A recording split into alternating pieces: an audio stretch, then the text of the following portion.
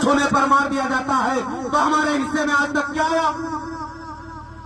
जिन लोगों को हमने ताकत दी, जिन लोगों को हमने ताकत देकर विधानसभा और इस देश की पार्लियामेंट में भेजने का काम किया है, उन लोगों को बनाने के बाद बताइए हमारे हिस्से में क्या आया? अरे जब हमारे हिस्से में आज तक लाचारी, बेबसी, जुल्म, जाति, अत्याचार आया है, तो फिर हम इन लोगों को मौका क्यों दें? मैं आजाद समाज पार्टी का एक छोटा सा कार्यकर्ता होने के नाते सिर्फ आपको इतना कहने के लिए आया कि लंबे समय से इस 70-72 साल की राजनीति में आप लोग दूसरों को मौका देते आए हैं। सिर्फ एक बार आजाद समाज पार्टी भीम आर्मी के लोगों को मौका देकर देखिए, आप लोगों को किसी के सामने झुकने नहीं दिया जाएगा। आपके द्वार पर चलकर भीम आर्मी का कार्यकर्ता आएगा और आपसे पूछेगा कि बताइए आपकी समस्या क्या है, बताइए आपकी परेशानी क्या है।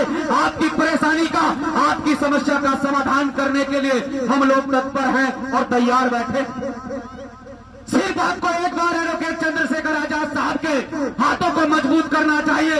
आपसे ज्यादा दूर नहीं है डाडापट्टी, आपसे ज्यादा दूर नहीं है ये छुटमलपुर, जहां से भाई चंद्रशेखर आजाद ने संघर्ष शुरू किया।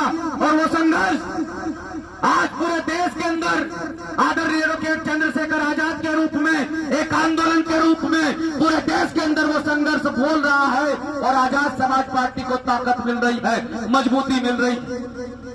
तो आपका नेता आपके घर का, बगल का, आपके पास का नेता जो है सदन में किसी भी प्रकार से चुपचाप नहीं बैठता है, आप लोगों की आवाज को हमेशा बुलंद करने का कार्य करता है। तो आप लोगों को भी सोचना चाहिए कि जो नेता आपके घर से, आपके आंगन से निकलकर दिल्ली में जाकर बैठ गया है, उस नेता को इतनी ताकत दो, इतनी ताकत दो कि अगली बार और इसी 2027 के चुनाव में इतनी ताकत दो कि इसी 2027 के चुनाव में उत्तर प्रदेश में भाई चंद्रशेखर आजाद के रूप में मुख्यमंत्री देखने को मिले।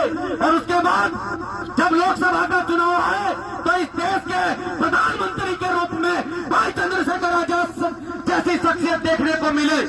क्योंकि यहाँ इस देश के अंदर नफरत के बीज बोए जा रहे हैं।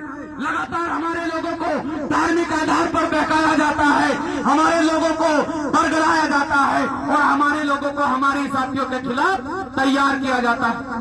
आप लोगों को समझने की आवश्यकता है। मैं तो सिर्फ इतना कहना चाहता हूँ कि आज समय है मेरे नौजवान साथियों, आज समय है भाई चंद्रशेखर आजाद को ताकत देने का। जिन लोगों को आपने ताकत दी, बताइए पिछले 5 साल में जिस रास्ते से मैं चलकर आया हूँ, मात्र 1 साल बचा है जिस रास्ते से मैं चलकर आया हूं, जब मैंने अपने लोगों के